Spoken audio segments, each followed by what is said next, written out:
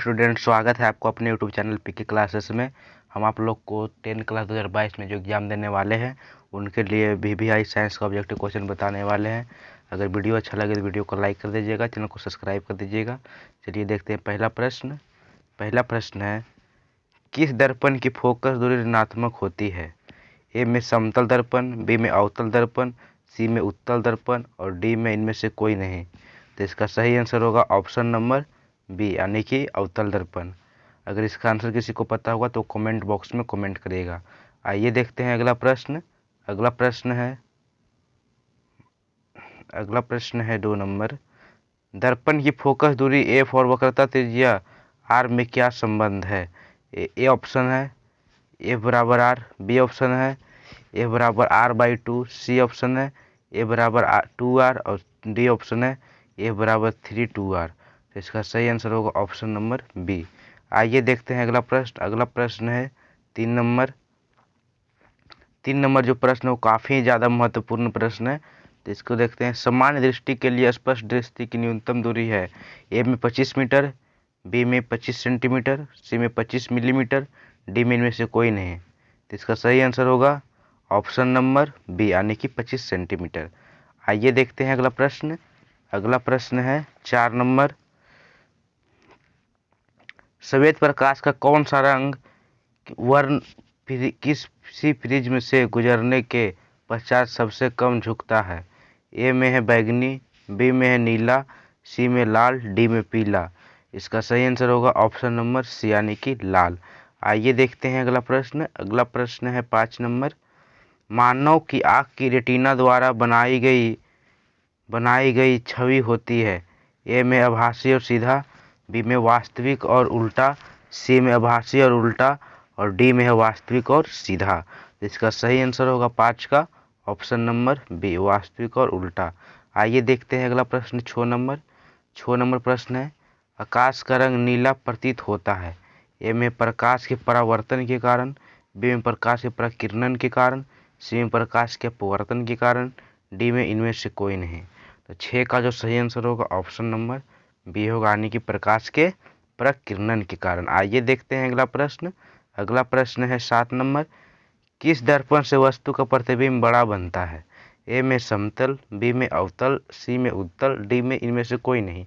तो इसका सही आंसर होगा ऑप्शन नंबर बी, यानी कि अवतल दर्पण जो होगा वो करेक्ट आंसर होगा। आइए देखते हैं अगला प्रश्न है 8 नंबर।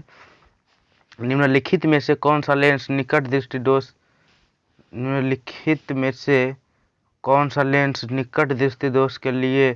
दोष को ठीक करने के लिए उपयोग किया जाता है? ए में है उत्तल लेंस, बी में समतल और सी में अवतल और डी में कोई नहीं। तो इसका सही आंसर होगा 8 का ऑप्शन नंबर सी, यानी कि अवतल लेंस। आइए देखते हैं अगला प्रश्न 9 नंबर प्रश्न है, निम्नलिखित में से कौन उपकरण विद्युत धारा की उपस्थिति दर्शाता है? ए में है गैल्वेनोमीटर, बी में मोटर, सी में जनरेटर, डी में वोल्टमीटर। इसका सही आंसर होगा ऑप्शन का गैल्वेनोमीटर, यानी कि ए। आइए देखते हैं अगला प्रश्न है 10 नंबर। दाएं हाथ के अंगूठे के नियम को किसने प्रतिपादित किया? ए में है ऑर्टड, बी में फ्लेमिंग, सी में है आइंस्टीन, डी में मेलवेक्स।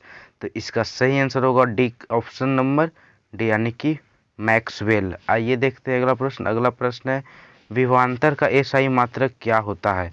ए में वोल्ट, बी में ओम, सी में एम्पियर, डी में कूलम्ब। इसका सही आंसर होगा ऑप्शन नंबर ए, यानी कि वोल्ट। वीवीआई प्रश्न है, इसको याद कर लीजिएगा। आइए देखते हैं अगला प्रश्न है 12 नंबर। निम्नलिखित में से किस संयोजन द्वारा प्रतिरोध का मान बढ़ता है? ए में श्रेणी क्रम, बी में समांतर क्रम और सी में है श्रेणी एवं समांतर दोनों, डी में इनमें से कोई नहीं। तो इसका सही आंसर होगा ऑप्शन नंबर ए, यानी कि श्रेणी क्रम में। आइए देखते हैं अगला प्रश्न है 13 नंबर। चुंबकीय बल रेखा की प्रकृति होती है? ए में काल्पनिक, बी में वास्तविक, सी में काल्पनिक वास्तविक दोनों, डी में इनमें से कोई नहीं। तो 13 का सही आंसर होगा ऑप्शन नंबर ए, यानी कि काल्पनिक। आइए देखते हैं अगला प्रश्न है 14 नंबर। 1 किलोवाट घंटा किसके बराबर होता है? ए में है 0.36 × 10 ए में है 0.36 गुने 1010 जूल, और बी में है 1.6 गुने 10-19 जूल, और सी में है 3.6 गुने 106 जूल, और डी में है इनमें से कोई नहीं। तो इसका सही आंसर होगा ऑप्शन नंबर सी। आइए देखते हैं अगला प्रश्न। अगला प्रश्न है नवीकरणीय ऊर्जा का स्रोत है। तो ए में है नाभिकीय ऊर्जा, बी में है सौर ऊर्जा, और सी में है कोयला से प्राप्त ऊर्जा, और डी में है प्राकृतिक गैस से प्राप्त ऊर्जा। तो 15 का जो सही आंसर होगा ऑप्शन नंबर बी, यानी कि सौर ऊर्जा जो है वो नवीकरणीय ऊर्जा है। आइए देखते हैं अगला प्रश्न। अगला प्रश्न है कौन सा लेंस अपसारी लेंस भी कहा जाता है, यानी कौन सा ऐसा लेंस है जिसको अपसारी लेंस भी कहा जाता है। ए में अवतल लेंस, बी में उत्तल लेंस, सी में अवतल उत्तल दोनों, डी में इनमें से कोई नहीं। तो इसका जो सही आंसर होगा ऑप्शन नंबर ए, यानी कि अवतल लेंस। आइए देखते हैं अगला प्रश्न। अगला प्रश्न है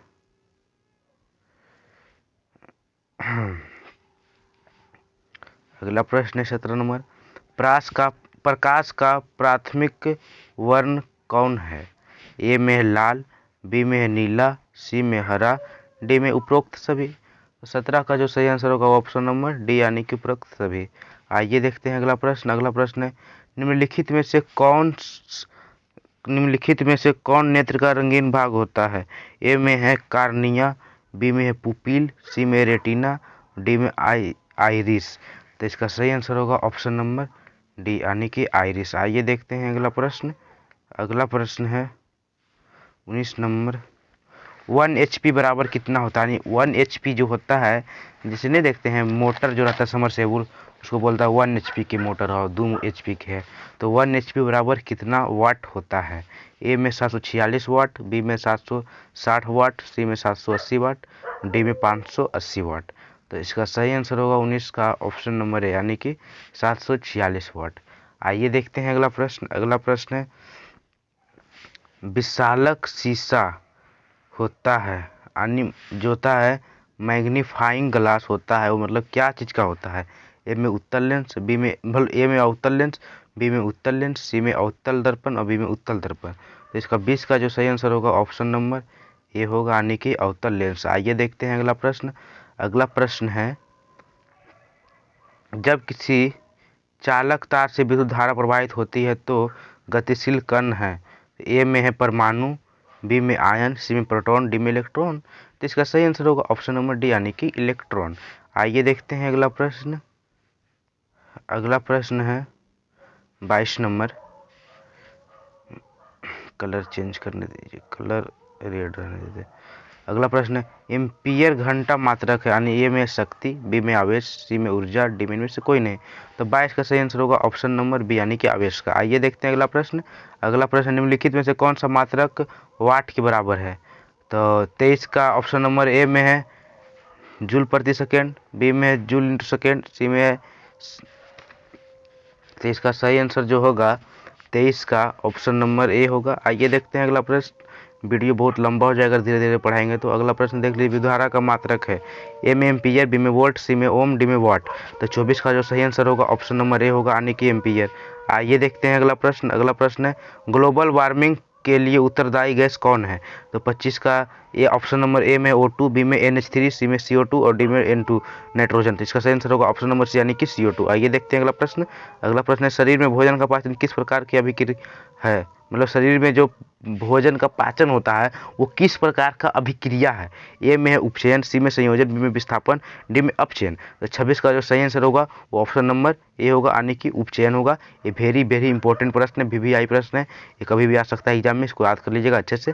आइए देखते हैं अगला प्रश्न। अगला प्रश्न है काली चूना जब जल डालता है तो, यानी कह रहा है कली लिखा हुआ है ना, कली चूना पर जब जल डालता है तब अभिक्रिया होती है।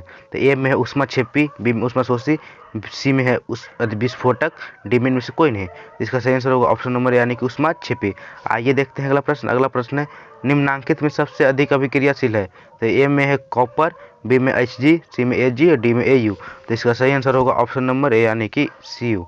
आइए देखते हैं अगला प्रश्न। अगला प्रश्न है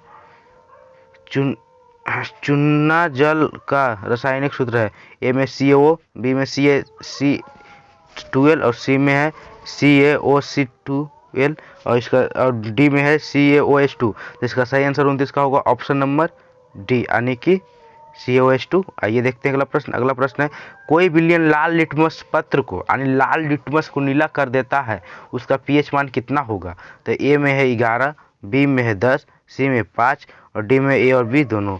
तो इसका सही आंसर होगा ऑप्शन नंबर डी, यानी कि कोई विलयन है वो लाल लिटमस पत्र को नीला जब करता है जब वो क्षार रहेगा। ये वेरी वेरी इंपॉर्टेंट प्रश्न है, VVI प्रश्न है, इसको अच्छे से याद कर लीजिएगा।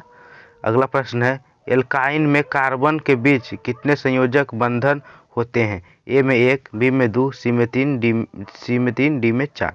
तो इसका सही आंसर होगा 31 का ऑप्शन नंबर सी, यानी कि 3 बंधन एल्काइन कार्बन के बीच में संयोजन होते हैं।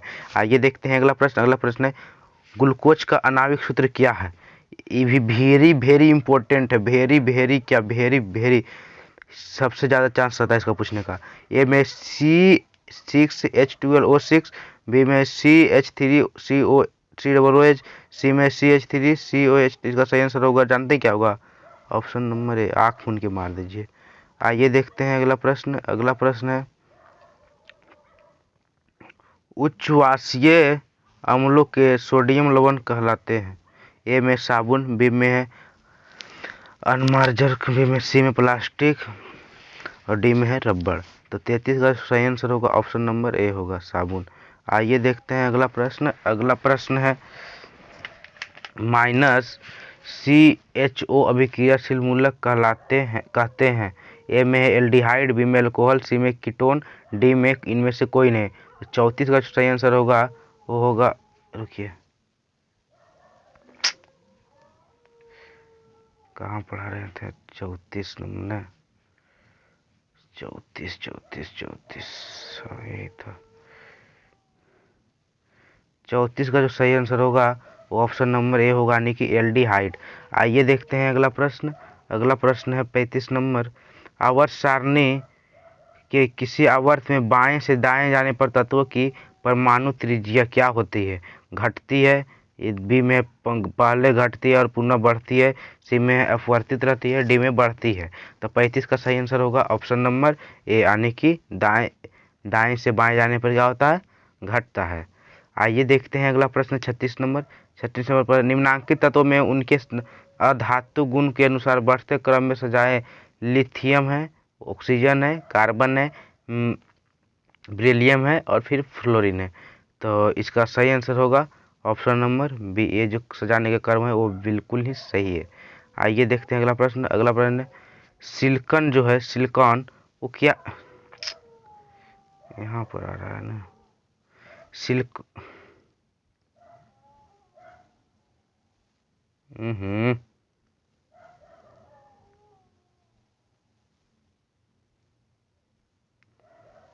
रुकिए, सिलिकॉन जो है वो क्या है? ए में है धातु, बी में अधातु, सी में उपधातु, डी में से कोई नहीं। तब सिलिकॉन जो है वो एक प्रकार का क्या है? उप धातु है। 37 का ऑप्शन नंबर सी जो है वो बिल्कुल ही करेक्ट है। आइए देखते हैं अगला प्रश्न। अगला प्रश्न है, निम्नांकित में कौन विद्युत धनात्मक तत्व है? विद्युत धनात्मक ऐसा तत्व है जिससे विद्युत धारा प्रवाहित होती है। ए में है कार्बन, बी में है क्लोरीन, नहीं, सी में है सोडियम, डी में पोटेशियम। तो इसका सही आंसर होगा ऑप्शन नंबर 38 का ऑप्शन नंबर सी जो होगा सोडियम, वो बिल्कुल ही करेक्ट होगा। आइए देखते हैं अगला प्रश्न। अगला प्रश्न, टिहरी बांध का निर्माण किस प्रदेश में किया गया है? ए में उत्तर प्रदेश, बी में उत्तराखंड, सी में राजस्थान, बी में बिहार। तो इसका सही आंसर होगा ऑप्शन नंबर बी, यानी कि उत्तराखंड में किया गया है। आइए देखते हैं अगला प्रश्न 40 नंबर, निम्नांकित में किस धातु को किस कंट्रोल में दबाकर रखा जाता है? ये वेरी वेरी इंपॉर्टेंट है, ये भी बहुत पूछता है एग्जाम में। मतलब कौन सा ऐसा धातु है, कौन सा ऐसा तत्व है जिसको केरोसिन तेल यानी कि मिट्टी के तेल में डुबो कर रखा जाता है, नहीं उसमें डालकर रखा जाता है? ए में है मैग्नीशियम, बी में सोडियम, सी में पारा, डी में टंगस्टन। इसका सही आंसर होगा ऑप्शन नंबर बी, यानी कि सोडियम। ये भी क्वेश्चन आएगा कि किस धातु को चाकू से आसानी से काटा जाता है? इसका सही आंसर मारिएगा सोडियम। आइए देखते हैं अगला प्रश्न। अगला प्रश्न है, सब दिक्कत अभी हो खलो यार।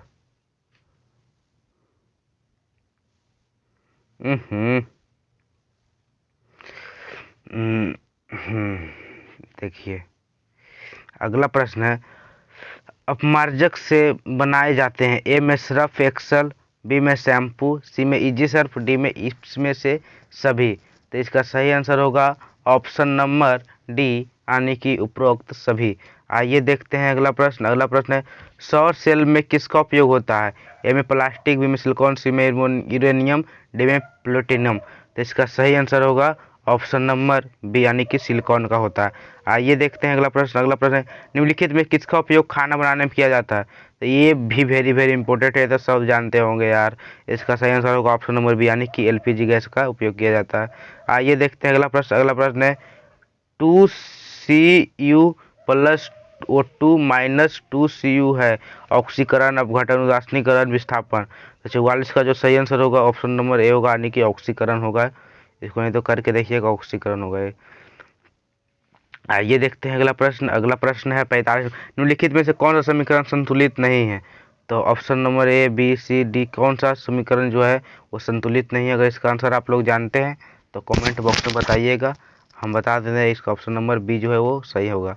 आइए देखते हैं अगला प्रश्न। अगला प्रश्न है, उदासीन विलयन का पीएच मान। ये भी देखिए VVI प्रश्न है, VVI प्रश्न है ये भी। उदासीन जो विलयन है उसका पीएच मान कितना होता है, ए में 7, बी में 8, सी में 6, डी में है 14। इसका सही आंसर होगा ऑप्शन नंबर ए, यानी कि 7। देखिए पीएच स्केल है, मानिए पीएच स्केल है, पीएच स्केल है ना, पीएच स्केल है, ठीक है। यहाँ पर देखिए, यहाँ पर देखिए 1, 0, 1, 2, 3, 4, 5, 6 और यहाँ पर ये 7 हो गया, 8 हो गया, 9 हो गया, 10 हो गया, 11, 12, 13, 14। 14 तो 7 इधर, तो इधर हो गया कुछ अम्ल यानी कि एसिड, और इधर हो गया क्षार यानी कि बेस यानी लवण। तो बीच में बच गया 7, तो 7 क्या हो गया, उदासीनकरण हो गया। तो आप लोग समझ हो गए होंगे कि कैसे हम आप लोग को समझाने वाले हैं। अगला प्रश्न देखते हैं, निम्नलिखित में से कौन दुर्बल अम्ल है, यानी कौन जो है वो दुर्बल अम्ल है। तो इसका सही आंसर होगा ऑप्शन नंबर सी। आइए देखते हैं अगला प्रश्न। 48 नंबर है, क्रोयोलाइट अयस्क है। तो ए में है तांबा का, बी में लोहा का, सी में मैग्नीशियम का, और डी में एल्युमिनियम का। तो इसका सही आंसर होगा ऑप्शन नंबर डी, यानी कि एल्युमिनियम का। आइए देखते हैं अगला प्रश्न, पोटेशियम की परमाणु संख्या क्या है। ये नहीं याद होगा तो आपको कोई क्वेश्चन याद नहीं होगा। पोटेशियम का परमाणु संख्या पूछ रहा है आपसे, पोटेशियम का, पोटेशियम का संकेत क्या होता है, के होता है। परमाणु संख्या 17, 18, 19, 20। तो इसका सही आंसर होगा ऑप्शन नंबर बी, यानी कि बी 19। बी 2 हो गया ना, तो सी होगा इसका, यहाँ पर सी होगा। अब इसका पूछेगा अगर पोटेशियम का लैटिन नेम, तो लैटिन नेम पोटेशियम को होता है कैलियम। अगला प्रश्न है 50 नंबर, फॉर्मिक अम्ल का आईपीओसी नेम क्या है। ए में है मेथनोइक अम्ल, बी में प्रोपेनोइक अम्ल, सी में है एथेनोइक अम्ल, डी में से कोई नहीं है। तो 50 का ऑप्शन नंबर ए होगा, जो मेथेनोइक अम्ल, वो बिल्कुल ही सही होगा। आइए देखते हैं अगला प्रश्न। अगला प्रश्न है, इथाइल एल्कोहल का अणुसूत्र है, ए में CH3OH। तो इसका जो सही आंसर होगा 51 का ऑप्शन नंबर सी होगा भाई। आइए देखते हैं 52 नंबर प्रश्न, एल्काइन कौन है, केमिस्ट्री फॉर्मूला है सब कार्बन से। 52 का जो सही आंसर होगा वो ऑप्शन नंबर होगा ए। अगला प्रश्न देख लेते हैं, चीनी का रासायनिक सूत्र क्या। ये देखिए भी बहुत ही इम्पोर्टेंट प्रश्न है, चीनी का जो रासायनिक सूत्र है वो क्या है। इसका बी ऑप्शन सही होगा। अगला प्रश्न देख लेते हैं, एसिटिलीन कार्बन कार्बन के बीच संयोजक बंधन की संख्या होती है। तो 54 में ए ऑप्शन में है 5, बी में 7, सी में 2 और डी में 3। तो 54 का जो सही आंसर होगा ऑप्शन नंबर डी होगा, यानी कि 3 होगा। आइए देखते हैं, श्वसन के अध्ययन के लिए उपयोग किए जाने वाले बीज है।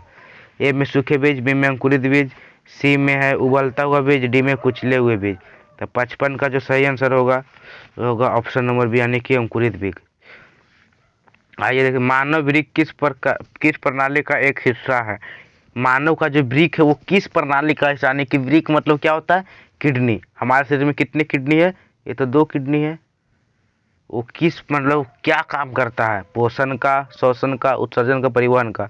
तो इसका सही आंसर होगा ऑप्शन नंबर सी, यानी कि उत्सर्जन का काम करता है। पोषण का मतलब पोषण का काम तो ये कर नहीं सकता। पोषण मतलब खाना खाने मतलब एक कुछ पचाने जाने का काम नहीं करता है। श्वसन का भी नहीं कर सकता है। इसका श्वसन का काम करता है कौन, लंग्स करता है, और उत्सर्जन का करता है। तो आइए देखते हैं अगला प्रश्न। अगला प्रश्न है, पौधों में जाइलम निम्नांकित में किस परिवहन के लिए जिम्मेदार, यानी पौधों में जो जाइलम होता है, पौधों में क्या चीज पाया जाता है, जाइलम और फ्लोएम। तो जो जाइलम होता है किस चीज के लिए उत्तरदायी है, में पानी, बी में भोजन, सी में अमीनो एसिड, डी में ऑक्सीजन। तो इसका सही आंसर होगा ऑप्शन नंबर ए, यानी कि 57 का ऑप्शन नंबर ए होगा, यानी कि पानी के लिए। फ्लोएम होगा वो भोजन के लिए। आइए देखते हैं, श्वसन के दौरान कौन सी गैस निकलती है, यानी श्वसन जो होता है उसके दौरान कौन सी गैस निकलती है। तो ऑप्शन में ए है CO2, बी में CO, सी में N2, डी में O2। तो ए में है कार्बन डाइऑक्साइड, बी में अथी कार्बन मोनोडाइऑक्साइड, सी में नाइट्रोजन और डी में ऑक्सीजन। यानी श्वसन के दौरान कौन सी गैस निकलती है, यानी श्वसन जब हम करते हैं, जैसे श्वास को अंदर लिए और श्वास को छोड़ते भी है, तो उस क्रिया को कहते हैं श्वासोच्छ्वास। श्वास लेने और छोड़ने की क्रिया को श्वासोच्छ्वास कहते हैं। तो जैसे श्वास अंदर लिए तो उसको बोलता है श्वसन, यानी कि निश्वसन, और श्वास को बाहर छोड़े उसको बोलता है निःश्वसन। तो जैसे लेते हैं हम लोग क्या, O2 और नाइट्रोजन, और क्या लेते हैं कार्बन डाइऑक्साइड, मतलब जो भी हमारे वायुमंडल में। तो मुख्य रूप से क्या, O2, और निकलता है क्या, CO2 यानी कार्बन डाइऑक्साइड। इसका सही आंसर होगा ऑप्शन नंबर ए, यानी कि कार्बन डाइऑक्साइड। आइए देखते हैं अगला प्रश्न। अगला प्रश्न है 59 नंबर। अगर वीडियो अच्छा लग रहा है तो वीडियो को लाइक कर दीजिए, चैनल को सब्सक्राइब कर दीजिए, ताकि मैं आपको और आगे ऐसे ही वीडियो दे सकूं। अगला प्रश्न है, फलों के पकने में निम्न में से किसका नियंत्रित किया जाता है। ए में है ऑक्सीजन, बी में है जिबरेलिन्स, सी में है इथिलीन, डी में है साइटोकाइनिन। तो इसका सही आंसर होगा जो ऑप्शन नंबर सी, यानी कि इथिलीन होगा। आइए देखते हैं अगला प्रश्न। अगला प्रश्न, न्यूरॉन का वह हिस्सा जहाँ जानकारी हासिल की जाती है, यानी न्यूरॉन का वह हिस्सा जहाँ जानकारी हासिल। तो ए में है डेंड्राइट, बी में तंत्रिका, सी में कोशिका पिंड, डी में तंत्रिका अंत। तो 60 का जो सही आंसर होगा ऑप्शन नंबर ए होगा। आइए देखते हैं 61 नंबर प्रश्न। 61 नंबर प्रश्न है, निम्नांकित में कौन सा आपातकाल का हार्मोन है। ऑप्शन ए में है एड्रीनलाइन, बी में एस्ट्रोजन, सी में है पैराथेरोन, डी में है कैल्सिटोसिन। तो इसका सही आंसर होगा 61 का ऑप्शन नंबर ए होगा। आइए देखते हैं अगला प्रश्न। अगला प्रश्न है 62 नंबर, निम्नलिखित में से कौन सी अनैच्छिक क्रिया नहीं है। ए में है उल्टी, बी में अधिक लार निकलना, सी में है दिल की धड़कन, डी में चबाना। तो 62 का सही आंसर होगा ऑप्शन नंबर डी, यानी कि चबाना जो है वो अनैच्छिक क्रिया नहीं है। चबा सकते हैं आप, कभी भी चबा सकते हैं। उल्टी सब जो अनैच्छिक क्रिया है, यानी वैसी क्रिया जो आपके मन से होता है उसे अनैच्छिक नहीं कहते हैं। जो आपके मन से नहीं होता उससे, जो आप सोचेंगे वो से, जो आप सोच के कर रहे हैं, जैसे चबा रहे हैं तो आप सोच के जैसे चबा रहे हैं ना, जैसे खाना खा रहे हैं तो आप चबा रहे हैं। खाना नहीं खाइएगा तो नहीं चबाइएगा। अब दिल की धड़कन को आप सोच सकते हैं कि हम बंद कर देंगे, बंद कर देंगे तो आप ही बंद हो जाइएगा। अगला प्रश्न है, मानव में गर्भ की अवधि कितनी है। तो ये भी वेरी वेरी इंपॉर्टेंट प्रश्न भी आई है। ए में 270, बी में 290, सी में 200 और डी में 245 दिन। तो इसका सही आंसर होगा 63 का ऑप्शन नंबर, यानी कि 270 दिन। ऐसे ही आप दिमाग लगा लीजिए ना कि 9 महीना बोलता है गर्भवती में रहता है, तो 9 और 30 से गुना करिए, 9 तिया 27, 270 दिन। आइए देखते हैं अगला प्रश्न। अगला प्रश्न है, गंगा एक्शन प्लान कब शुरू हुआ। ए में 1973, बी में 1985, सी में 1971, डी में 1983।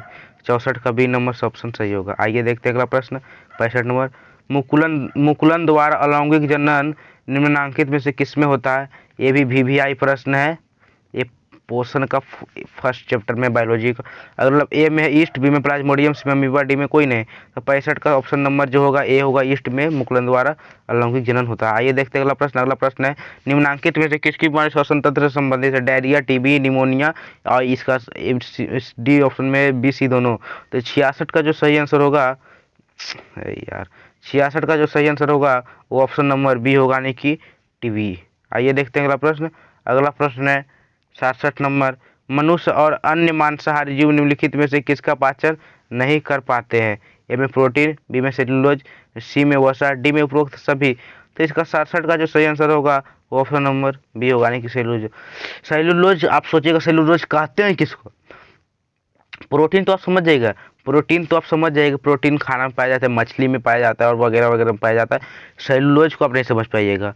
सेलुलोज को मनुष्य इसलिए नहीं पचा पाता है, सेलुलोज जो होता है वो सेलुलोज जैसे कपड़ा पहन रहे हैं वो सेलुलोज का है, कागज भी है वो भी सेलुलोज। सेलुलोज पेड़ का एक हिस्सा होता है सेलुलोज, जिसको जानवर पचा लेता है खाकर, क्योंकि उसके पास जो अपेंडिक्स होता है वो उसी को पचाने का काम ही करता है। हम लोग का पास अपेंडिक्स है तो वो किसी काम का नहीं, वो एक अवशोषी अंग है। ये भी पूछेगा कि मानव शरीर में अवशोषी अंग क्या है, तो अपेंडिक्स। आइए देखते हैं अगला प्रश्न। अगला प्रश्न है ब्रेन हेमरेज का मुख्य कारण क्या है? ए में हाइपरटेंशन, बी में हृदय घातक, सी में हाइपरटेंशन और डी में है पक्षघात। तो 68 का जो सही आंसर होगा वो ऑप्शन नंबर सी होगा, यानी कि हाइपरटेंशन, यानी कि बहुत टेंशन में रहना ब्रेन हेमरेज कर जाता है जिसको। ये देखते हैं अगला प्रश्न, ब्रेन हेमरेज कर जाएगा तो आदमी नहीं बचता। आइए देखते हैं, अरे यार बार बार तुम का क्लिक हो जाता, यहाँ पर रख दे। आइए देखते हैं अगला प्रश्न, निम्न में से परजीवी पादप का उदाहरण क्या है? ए में बैक्टीरिया, बी में है कष्टुका, सी में विषाणु, डी में कवक। तो परजीवी वैसा है जो अपने पर जिंदा नहीं रहता, मतलब दूसरे पर वो आश्रित रहता है। तो 69 का जो सही आंसर होगा ऑप्शन नंबर बी होगा, यानी कि कष्टुका। आइए देखते हैं, कष्टुका एक प्रकार का पौधा रहता है। अगला फिर हृदय से रक्त को संपूर्ण शरीर में पंप किया जाता है, यानी हृदय से रक्त को संपूर्ण शरीर में पंप किया जाता है। ए में फेफड़ा द्वारा, बी में निलय द्वारा, सी में लिंग द्वारा, डी में सभी द्वारा। तो 70 का जो सही आंसर होगा ऑप्शन नंबर सी होगा, यानी कि अलिंद द्वारा किया जाता है। अगर ये भी आपसे क्वेश्चन पूछेगा, ये भी क्वेश्चन जो अभी बताने वाले हैं वो बहुत इंपॉर्टेंट है, बहुत बार पूछा भी गया है कि मनुष्य के हृदय में कितने कोष्ठक होते हैं? तो मनुष्य का हृदय जो होता है इस टाइप का होता है, सपोज डेट ऐसे रहता है, ऐसे रहता है। तो इसका मतलब 4 हो गया, 1 2 3 4। ऊपर वाला क्या हो गया अलिंद, नीचे वाला क्या होगा निलय हो गया, ऊपर वाला एट्रियम, नीचे वाला वेंट्रिकल। तो इसका सी ऑप्शन सही होगा अलिंद। आइए देखते हैं अगला प्रश्न। अगला प्रश्न है हाइड्रा में लैंगिक जनन की विधि है? ए में मुकुलन, बी में पुनर्जनन, बी में खंडन, सी में बीजाणुजन। तो इसका 71 का सही आंसर होगा ऑप्शन नंबर ए, यानी कि मुकुलन होगा। आइए देखते हैं अगला प्रश्न 72 नंबर। वीडियो बहुत ही लंबा हो रहा है यार, कम से कम लाइक तो कर दो। जनन संचारित रोग है, तो 72 का ऑप्शन नंबर डी होगा सभी। आइए देखते हैं अगला प्रश्न, पुष्प का सबसे बाहरी भाग है? ए में है बाह्य पुंज, बी में दल पुंज, सी में पुंकेसर, सी में स्त्री केसर। इसका सही आंसर होगा 73 का ऑप्शन नंबर ए। अगर किसी को इसका आंसर पता था तो कमेंट बॉक्स में कमेंट करिए। अगला प्रश्न है ब्लड समूह ए में कौन सी एंटीबॉडी होता है? ब्लड समूह जो बोलता है ब्लड ग्रुप, उसमें एंटीबॉडी यानी ब्लड ग्रुप में दो चीज़ पाया जाता है, एंटीजन और एंटीबॉडी। तो इसमें ब्लड ए में कौन सी एंटीबॉडी होता है? तो 74 का जो सही आंसर होगा ऑप्शन नंबर सी, यानी कि बी होगा। अगर ब्लड ग्रुप ए रहेगा तो उसमें बी पाया जाएगा, अगर वो बी रहेगा तो उसमें ए पाया जाएगा, अगर वो ए बी रहेगा तो उसमें ओ पाया जाएगा, अगर वो ओ रहेगा तो उसमें ए बी पाया जाएगा। आप लोग समझ सकते हैं। आइए देखते हैं अगला प्रश्न। अगला प्रश्न है रक्त में ग्लूकोज की मात्रा निम्नलिखित में से कौन नहीं नियंत्रित करता है? यानी ग्लूकोज की मात्रा कौन नियंत्रित नहीं करता है? तो 75 का सही आंसर होगा ऑप्शन नंबर ए होगा, यानी कि इंसुलिन। आइए देखते हैं अगला प्रश्न। इंसुलिन एक प्रकार का हार्मोन है। आइए देखते हैं अगला प्रश्न। अगला प्रश्न पादप वृद्धि हार्मोन है, तो 76 का सही आंसर होगा ऑप्शन नंबर ए होगा। आइए देखते हैं अगला प्रश्न हार्मोन स्रावित होता है, तो हार्मोन जो है स्रावित होता है, तो 77 का ऑप्शन नंबर ए होगा अंतःस्रावी ग्रंथि से। अगला प्रश्न है मनुष्य के मुख गुहा में कितनी जोड़ी लाल ग्रंथि पाई? ये बहुत ही सिंपल है यार, बहुत वीवीआई प्रश्न भी है। मनुष्य के मुख गुहा में कितनी जोड़ी लाल ग्रंथि पाई जाती है? इसका ऑप्शन नंबर सी होगा, 3 जोड़ा लाल ग्रंथि पाई जाती है मनुष्य का मुख गुहा। मुख गुहा मतलब आप ये नहीं समझिए लेटरिन की बात कर रहे हैं। मुख गुहा वैसा वो जगह होता है जैसे बोरी जैसे रहता है ना, जैसे धान मानिए गेहूँ का बोरा हो गया तो उसमें गेहूँ रहता है तो हल्का खाली रहता है ऊपर, तो जिसे खाली को कहता है गुहा, तो वो हो गया बोरी का गुहा। और जैसे मुंह के खाली स्थान को कहते हैं मुख का गुहा। जैसे मुंह खोलिएगा तो अंदर खाली स्थान रहता है तो उसको बोलता है क्या, मुख गुहा। तो मुख गुहा में 3 जोड़ी लाल ग्रंथि पाई जाती है, 2 को नीचे जीभ के नीचे रहता है, एक यहाँ रहता है कान के पास रहता है, और फिर एक नीचे रहता है। आइए देखते हैं अगला प्रश्न। एंड्रोजन क्या है? एंड्रोजन क्या है? तो एंड्रोजन क्या है? तो इसका सही आंसर क्या होगा? ऑप्शन नंबर ए, मेल हार्मोन। इसका अगर ऐसे मेल हार्मोन नहीं रहेगा, ये इंग्लिश में मेल हार्मोन है, अगर इसका हिंदी में रहेगा तो नरलिंग हार्मोन रहेगा। अगला प्रश्न देखते हैं। मटर को अपने प्रयोग में किसने चुना? यानी मटर में जो क्रोमोसोम को किया था, प्रयोग किया था मेंडल ने, वो किसने चुना था? तो मेंडल है, बी में डार्विन, सी में लमार्क, डी में खुरान। देखो सही आंसर होगा ऑप्शन नंबर यानी कि मेंडल। इसको मेंडल नाम, इसका पूरा नाम है ग्रेगर जॉन मेंडल। अगर वीडियो अच्छा लगा है तो वीडियो को कर दीजिए लाइक और चैनल को कर दीजिए सब्सक्राइब और दोस्तों के पास कर दीजिए शेयर, ताकि आपको पास सब वीडियो पहुंच सके। धन्यवाद, मिलते हैं नेक्स्ट वीडियो में।